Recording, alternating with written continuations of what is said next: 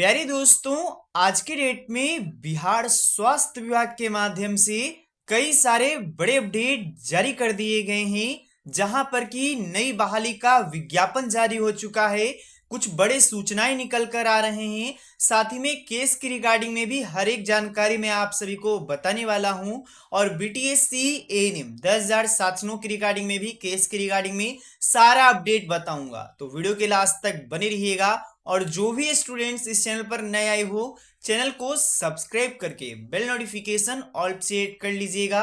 अब चलिए दोस्तों, जानकारी के ऊपर चलते हैं।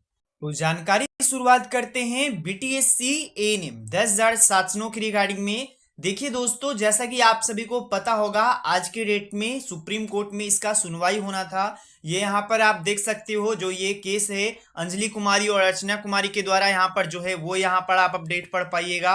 और यहाँ पर देखिएगा तो कोई भी नेक्स्ट डेट अभी तक नहीं आया है।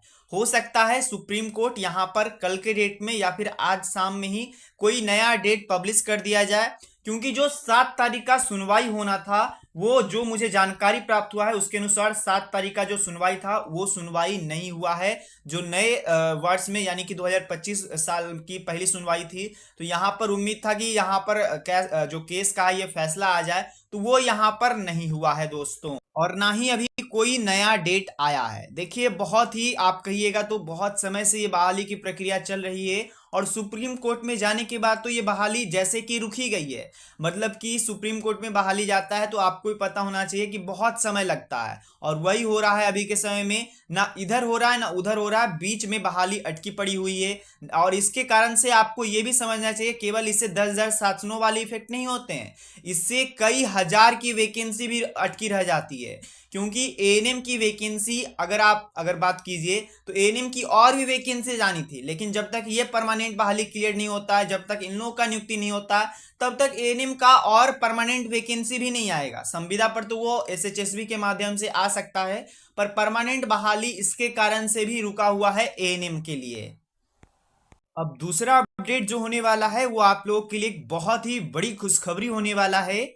देखिए, टीएमसी के माध्यम से यानी कि टाटा मोटोरियल सेंटर के माध्यम से आप लोग के लिए वॉक इंटरव्यू के आधार पे वैकेंसीज आ चुकी है, जिसमें कि कई सारे यहाँ पर पद यहाँ पर रखे गए हैं। यहाँ पर आप लोग देख पाइएगा, नीचे यहाँ पर आकर के देखिएगा तो नर्स की भी वैकेंसी आपको देखने को मिल जाएगा। इंटरव्यू का डेट दिया हुआ है, यहाँ पर देख सकते हो 28 जनवरी 2025 को आपको इंटरव्यू में शामिल होना है। क्वालिफिकेशंस यहाँ पर देख पाइएगा, बीएससी नर्सिंग वाले छात्र यहाँ पर आवेदन कर पाएंगे दोस्तों। साथ में जो यहाँ पर जीएनएम किए हुए स्टूडेंट्स हैं वो लोग भी यहाँ पर जाके देख लीजिएगा। लेकिन आपको एक बात ध्यान में देना है कि जो जीएनएम वाले हैं उन लोगों के लिए भी, कि आपके पास कोई भी, देखिए, मामूली एक्सपीरियंस तो आप लोग बना ही सकते हो। आप जहां पर भी अभी होगे वो कोई ना कोई प्राइवेट या फिर कहीं पर ना कहीं पर आप काम कर रहे होगे, तो वहां से एक्सपीरियंस बनवा लीजिए, बहुत ही लाभदायक होता है। अगर आपका एज लिमिट 30 साल के अंदर में है तो यहाँ पर 33,000 रुपये आपको सैलरी भी मिलेगा। 7 वैकेंसी के लिए यहाँ पर होना है, तो आप लोग इन सभी चीज़ों में हिस्सा लेते रहिए। मुजफ्फरपुर जाइए, जो इंटरव्यू का प्लेस दिया हुआ है वो यहाँ पर आप लोग देख सकते हो। यहाँ पर जाइए, डायरेक्ट जा करके इंटरव्यू आपको दे करके सिलेक्शन ले लेना है। साथ ही में लगातार अपडेट आ रहे हैं कि वैकेंसी जल्द से जल्द जारी किया जाएगा बीटीएससी के माध्यम से। थोड़ा सा कुछ दिन पुराना का अपडेट है ये दोस्तों, लेकिन आप लोग समझ लीजिए कि जो वैकेंसीज का एक तरीके से प्रणाली हो चुका है, और जो वैकेंसी का यहाँ पर ज्ञापन बीटीएससी को सौंप दिया गया है, जैसे कि एक्सरे टेक्नीशियन हो गए, ईसीजी हो गए, जिन लोगों की भी बात यहाँ पर की गई है, ड्रेसर हो गया, स्टाफ नर्स हो गया, तो इन सभी की वैकेंसीज अब आपको जल्द से जल्द देखने को मिलेगा। और इसके रिगार्डिंग में आपको अब जल्द से जल्द यहाँ पर बीटीएससी के माध्यम से विज्ञापन प्रकाशन देखने को मिलेगा।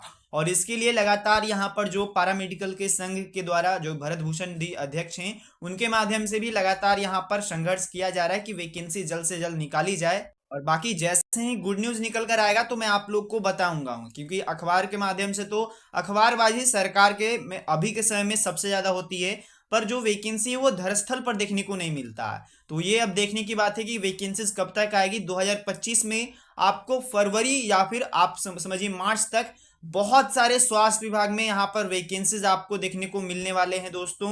यहाँ पर भी आप अपडेट पढ़ सकते हो कि सरकार ने विभागों से स्वीकृति व रिक्त पदों पर भी जानकारी मांगी है, और सभी चीज़ों को लेकर के, चाहे वो नियमित हो चाहे वो संविदा हो, उन सभी के बारे में यहाँ पर काम किया जा रहा है, क्योंकि इस वर्ष होने वाला है जो कि चुनावी वर्ष है। और चुनावी वर्ष में आपको वैकेंसीज का भरमार एकदम देखने को मिलेगा, ये आप लोग जान लीजिए। और इतना मैं बता ही रहा हूं तो एक और अपडेट दे देना चाहता हूं। 8 जनवरी को छपरा में मेडिकल कॉलेज का उद्घाटन जो कि सीएम नीतीश कुमार जी के माध्यम से किया जाने वाला है। हेलीकॉप्टर के माध्यम से विश्वविद्यालय के हेलीपैड में ही उतरेंगे और ये एक बड़ा उद्घाटन यहाँ पर किया जाएगा। अब ये इंपॉर्टेंट क्यों है वो मैं आपको बता रहा हूँ। सबसे पहले तो इसका यहाँ पर जैसे ही चालू हो जाएगा तो कई सारे स्वास्थ्य कर्मचारियों का नियुक्ति होगा, क्योंकि ये कोई छोटा मोटा अस्पताल नहीं है। हालांकि नाम तो ये है कि गवर्नमेंट मेडिकल कॉलेज है, लेकिन ये पीएमसीएच के ही दर्ज से बन रहा है। मतलब कि जो पीएमसीएच का जैसा मॉडल है, जितना बड़ा इंफ्रास्ट्रक्चर है, उसी प्रकार से ये जो छपरा का मेडिकल कॉलेज है ये भी बन रहा है। इसमें भी आपका जो आपका ये बीएससी नर्सिंग का पढ़ाई होगा, जीएनएम का, एएनएम का होगा, नीट के माध्यम से जो डॉक्टर्स आएंगे उनका भी सीट यहाँ पर होगा। मतलब कि सभी चीज यहाँ पर भी संचालित होंगे और 8 जनवरी को ही यानी कि कल के डेट में इसका उद्घाटन होना है। तो ये भी आप लोग जान लीजिए। बाकी आप इसका इंफ्रास्ट्रक्चर देख सकते हो, बहुत ही बड़ा, और केवल पीएमसीएच के ही इंफ्रास्ट्रक्चर से मेल खाता है। यहाँ पर आप लोग देख पाइएगा यहाँ पर पिक्चर्स। इसके बाद अपडेट करना चाहता हूं जीएनएम के छात्रों के लिए भी। आपको पता होगा पटना हाई कोर्ट में जीएनएम के भी छात्रों ने यहां पर केस किए हैं। बाकी अभी सुनवाई का डेट और कुछ भी अभी अपडेट तो नहीं आया है, लेकिन आप लोग ये देख सकते हो जूली कुमारी और अदर्स का है, जिसमें कि बेसिकली मांग ये है कि जो नियमावली तैयार किया गया है जीएनएम का स्टाफ नर्स का, उसमें बीएससी नर्सिंग को भी मौका दिया गया, तो उसको हटाया जाए। और क्योंकि बीएससी नर्सिंग को तो यहाँ पर सीएचओ की बहाली में और भी बहुत सारी वैकेंसीज में उनको मिलता ही है, तो इसमें उनको मौका नहीं दिया जाए, इसके रिगार्डिंग में केस किया गया है। बाकी क्या सही है क्या गलत है अभी मैं कुछ नहीं बता सकता हूं। बाकी इसमें कोई भी अपडेट आएगा तो मैं आपको अपडेट कर दूंगा।